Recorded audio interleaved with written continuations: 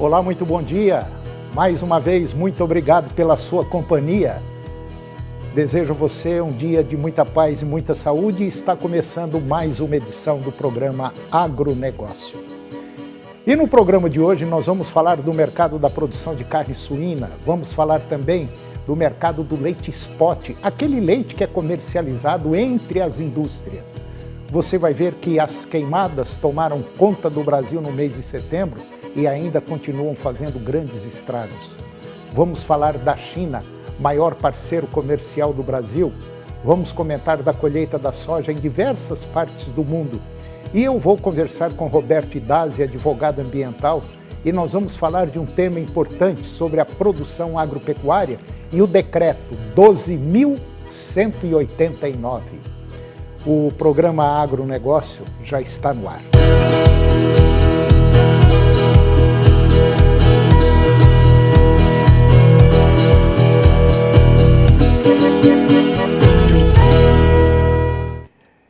Eu começo o programa de hoje falando do mercado de produção de carne suína.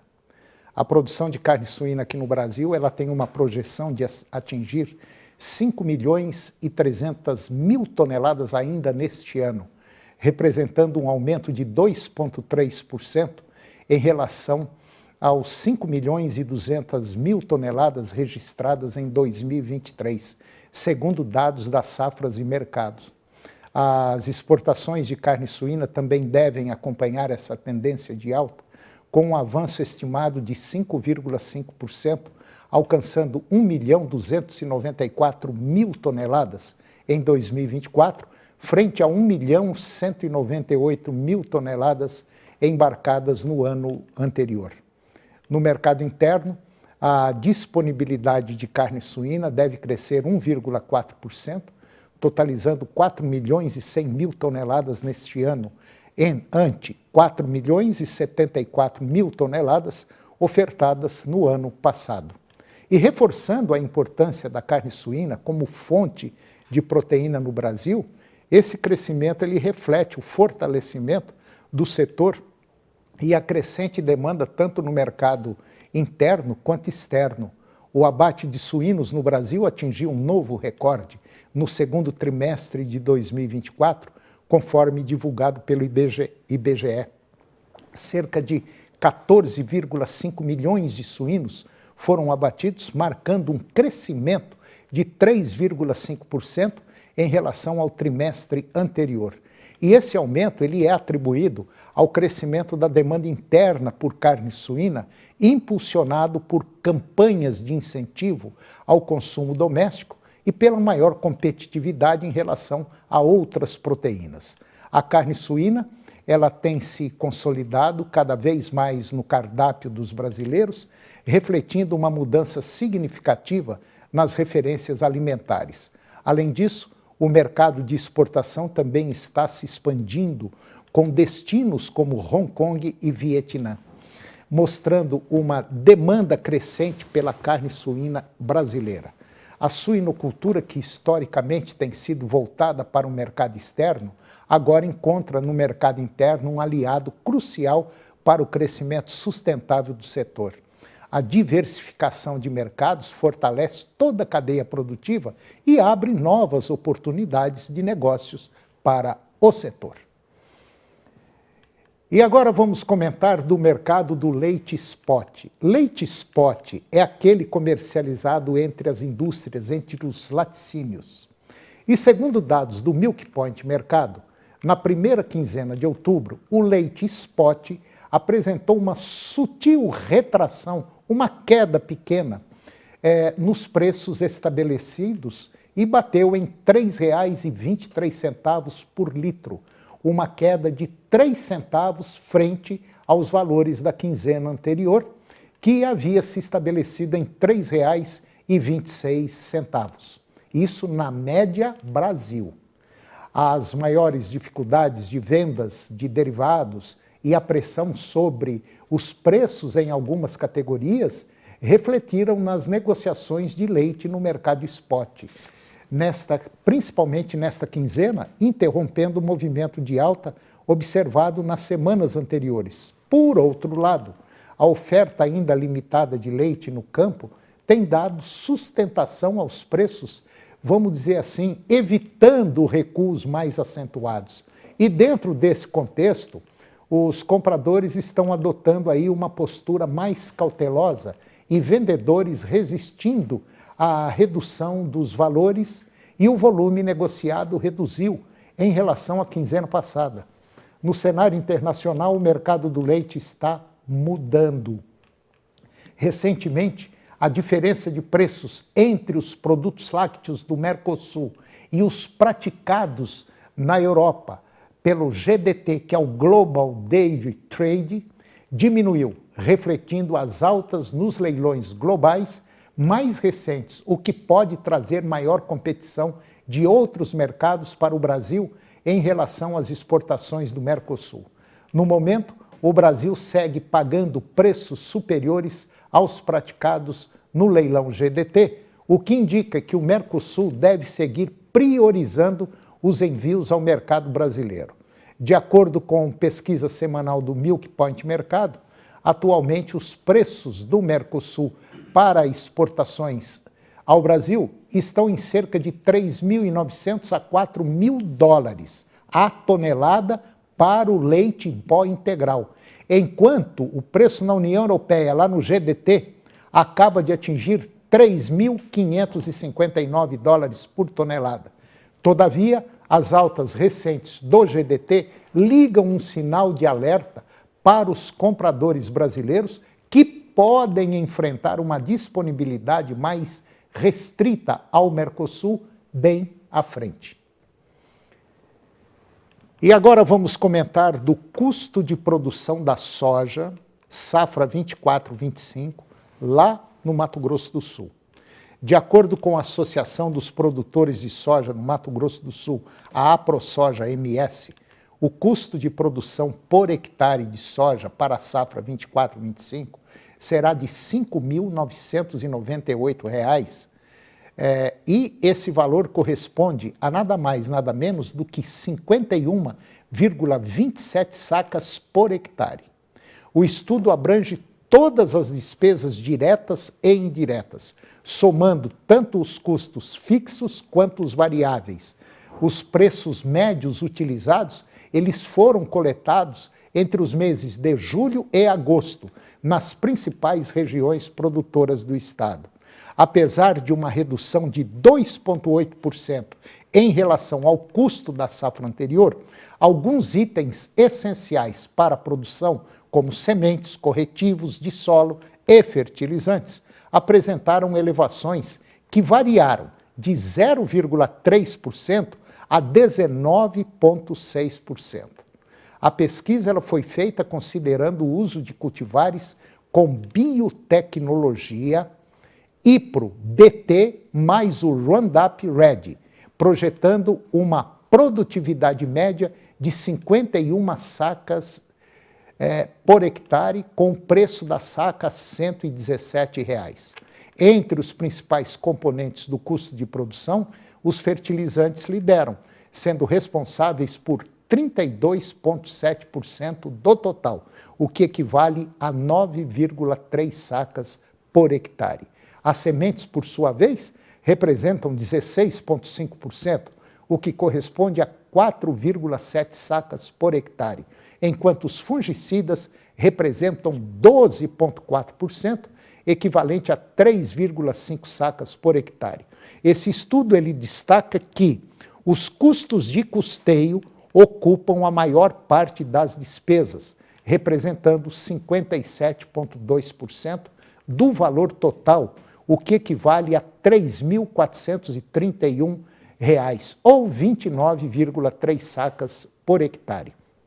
Outros custos variáveis, como seguro agrícola, impostos, assistência técnica, manutenção de maquinário, somam 27,4% do total, representando 14 sacas por hectare. E agora você vai ver que as queimadas tomaram conta do Brasil no mês de setembro. Dados do Programa de Queimadas do Instituto Nacional de Pesquisas Espaciais, o INPE, já colocam 2024 como um dos anos com maior quantidade de focos de queimada da última década. Setembro já contabilizou mais de 80 mil focos, cerca de 30% da média histórica registrada desde 1998 pelo INPE. Mesmo que a quantidade de focos não extrapole as médias históricas nos últimos 3 meses do ano, 2024 terá o maior número de focos desde 2010, quando o Brasil teve 319.300 registros.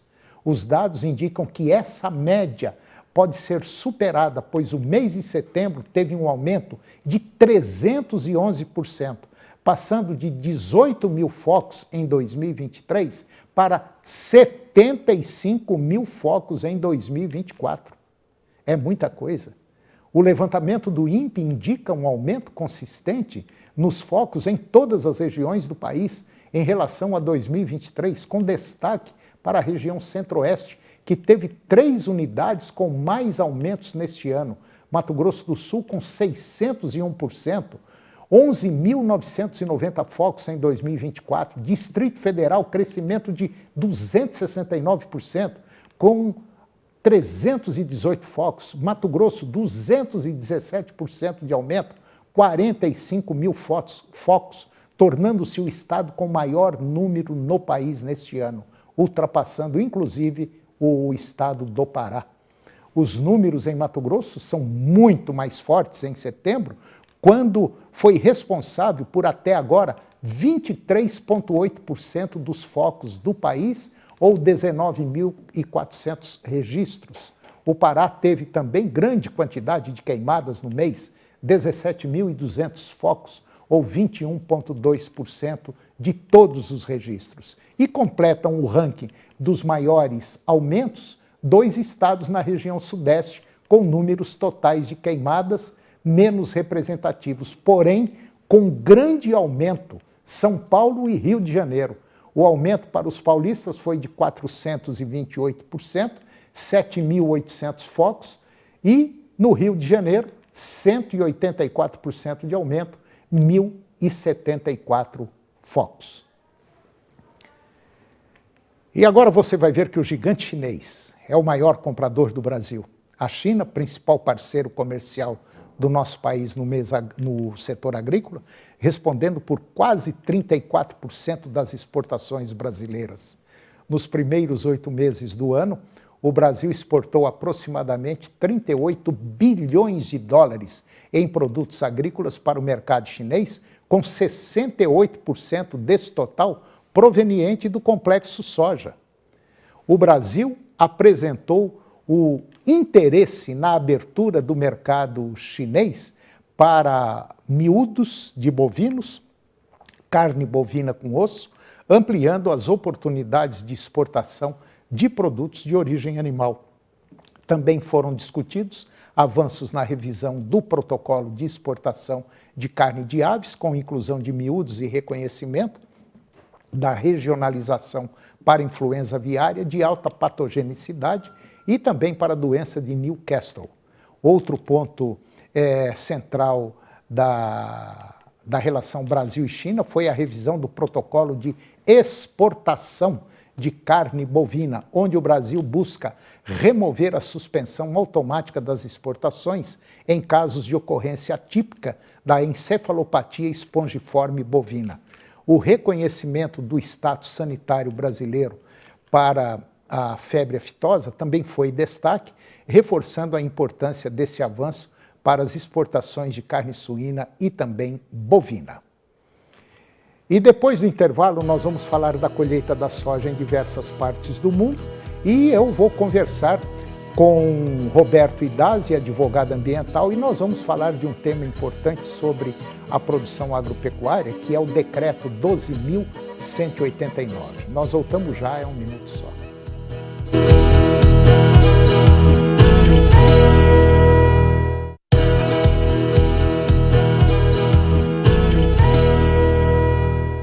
Nós estamos de volta e agora nós vamos falar da colheita da soja em diversas partes do mundo. De acordo com o boletim Crop Monitor for AMES, que é desenvolvido pela Geoglama publicado agora na semana passada, mostra que a colheita da soja já teve início em diversas partes do mundo, com expectativas promissoras em alguns países e desafios climáticos em outros. Nos Estados Unidos, por exemplo, a colheita está começando sob condições excepcionais, em muitos estados com previsão de produtividade recorde em nível nacional. O bom desenvolvimento da safra alimenta o otimismo entre os produtores que esperam, vamos dizer assim, superar as médias dos últimos anos. No Canadá, a colheita da soja também está em curso, favorecida por condições climáticas ideais e, além disso, houve um aumento na área total semeada em comparação com a temporada anterior, o que pode impulsionar os volumes finais de produção, segundo dados. Na China, a colheita teve início na região nordeste do país, onde as condições são amplamente favoráveis. Já na Índia, o cenário continua positivo, com um bom desenvolvimento das lavouras à medida que a temporada avança. Entretanto, na Ucrânia, a situação é um pouco mais complicada. Embora a colheita esteja progredindo, a produtividade foi impactada pelas condições climáticas muito quente e seca durante o período de crescimento, especialmente nas regiões centrais e orientais. Apesar disso, as condições na região oeste da Ucrânia permanecem mais favoráveis, garantindo resultados positivos em algumas áreas. No Brasil, o plantio da soja está apenas começando, muito poucas áreas foram plantadas, e o destaque são as áreas irrigadas na região centro-oeste e para regiões com boa umidade do solo, principalmente no sul.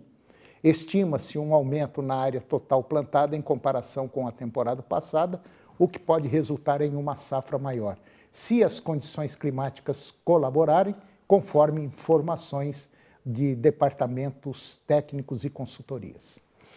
E agora eu vou conversar com Roberto Idasi. Roberto Idasi é advogado ambiental e nós vamos falar de um tema importante sobre a produção agropecuária. Nós vamos falar de um decreto 12.189, um decreto que foi assinado às pressas e assim meio debaixo de um quieto. Doutor Roberto Idasi, muito bom dia, muito obrigado pela sua presença, está tudo bem? Bom dia, obrigado a todos. Pois é, nós temos mais um decreto aí, que é o 12.189, e esse decreto é para você que, se a sua fazenda pegou fogo, né? É mais ou menos isso? Justamente. Esse decreto ele altera as multas que, porventura, foram objeto de incêndio. Tem multa que era de R$ 1.000 por hectare, agora passa para R$ 3.000 o hectare. E também por hectare queimado em área de pasto, plantio, etc. Também foi criado a multa por falta de ação do proprietário em controlar ou impedir o fogo, que pode chegar até R$ 10 milhões, independente do tamanho da propriedade. Então, esse aqui, que é uma novidade monstruosa contra o produtor rural. Então, criou-se uma multa por falta de ação do proprietário. Eu queria fazer uma pergunta para quem escreveu isso aqui. Eu não sei quem foi. Eu queria ver se levar uma pessoa dessa, uma equipe dessa que escreveu um negócio desse, para tentar apagar um fogo num pasto. Que seja de uns 3 hectares, né? Não, 1 hectare só tá bom. Solta lá 1 hectare e fala, apaga. Tá aqui, o que você está precisando? De uma mangueira com água, de uma bomba, de um assoprador? Vai apagar um fogo num pasto. Pô, pelo amor de Deus, caramba. Você não consegue. Não tem condição de apagar. É uma coisa assim impossível de apagar. A gente está vendo isso na televisão a toda hora, a todo minuto. Não adianta carro-pipa, não adianta você solta helicóptero carregado com aquelas bombas enormes de água. Ora, agora, para pegar fogo, tá certo que tem muito incêndio criminoso. Tem muita gente que coloca. Agora, a maioria dos incêndios são espontâneos. Só para você ter uma ideia, uma pedrinha que consegue ter lá um cristalzinho que brilha, Se por um azar o sol incidir ali, é questão de segundos pega fogo. Né? Justamente. Não, e o mais escalabroso também, foi criada também a multa de 10 mil por hectare, se queimar a área de reserva legal ou APP. Acabar de fechar o ciclo da maldade, né, contra o produtor rural. Eu não consigo, francamente, ou eu estou ficando louco, ou tem alguém que está ficando muito pior do que eu. E essa lei foi assinada agora com o presidente da República, junto com a ministra, né, Isso. que é a Marina Silva. Marina, né? Justamente. Eles alteraram a lei dos crimes ambientais. Quer dizer, então, que era R$ 1.000 por hectare, passou para 3 mil. 3 mil. E aí, se você começou a pegar fogo na sua fazenda e não deu conta de apagar... A orientação que a gente passa para você que está nos assistindo agora é que começou o fogo na fazenda, vá na delegacia de polícia mais perto e abra um boletim de ocorrência. Esse boletim de ocorrência ele vai narrar os acontecimentos, se puder levar uma testemunha também é importante, e com foto e tudo, ele vai se blindar numa futura multa milionária aí, que a gente está vendo por hectare. Né? Porque o que dá para perceber aqui, multa de R$ 10 mil, ela pode ser revertida em até 10 milhões de reais, essa multa, se você não apagar o fogo aí na sua propriedade. Se você não provar que não teve condição de pagar. Ninguém. Olha, eu duvido que tenha alguém que consiga apagar um fogo numa propriedade rural. Não consegue. Não consegue. Não consegue. Você sabe disso. É uma operação gigantesca e por isso que a gente orienta o produtor rural a fazer esse boletim de ocorrência, para poder ele tentar se blindar de uma multa futura. Quer dizer, então, que... Um exemplo, minha fazenda lá pegou fogo. Não apagou, queimou tudo. Foi reserva legal, foi tudo. Isso. Quer dizer que eu estou correndo o risco ainda de ter essa multa? Tem, está. Aí o princípio de boa-fé, né? Você vai ter que provar para o órgão ambiental a sua boa-fé de, primeiro, fazer o boletim de ocorrência, segundo, tentar apagar o fogo, né? Aí é bom registrar com foto e vídeo também. A sua equipe ou quem estiver lá tentando apagar o fogo. Rapaz, ninguém lembra disso, de fotografar, filmar, principalmente quem tem pasto. Você está com gado no pasto, você não sabe o que é um estouro de uma boiada num pasto pegando fogo. Mas né, é Roberto? importante, justamente. E assim, são aberrações jurídicas que, pelo fator desses incêndios que aconteceu no país inteiro, né? E alguns foram criminosos, mas assim, não chegou nem a 0,5% foram criminosos. Então, se criou uma celeuma nacional que o produtor vai pagar a conta mais uma vez. Isso tudo que nós estamos falando está aqui no Diário Oficial da União. Diário Oficial da União. Não estamos conversa fiada, não. Está aqui, principalmente aqui, nessa parte amarelinha. Essa saiu no Diário Oficial da União, por isso seria muito interessante você fazer um BO, vai até a sua cidade, faça um BO da sua queimada aí, porque com satélite hoje você sabe que dá para fotografar um cupim ali. Então, cupim é um tatu.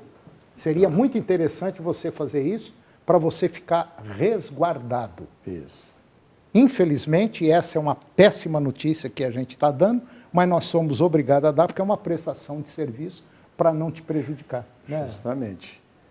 O único instrumento hoje de prevenção de uma futura multa por queimada é o boletim de ocorrência. Então, você que está nos acompanhando, faça esse boletim de ocorrência o mais rápido possível, principalmente se pegou fogo na sua APP. Isso. Bom, Roberto Idaz, tinha um outro tema aqui, mas não vai dar tempo, que é a rastreabilidade para curtumes. Esse tema nós vamos falar no próximo programa, tá certo?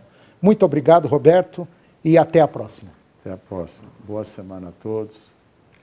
E o programa de hoje chegou ao fim. Eu termino o nosso programa com a seguinte frase: nunca se esqueça, quando um capítulo termina, o outro começa. Muito obrigado pela sua companhia, que Deus nos abençoe e até o próximo programa.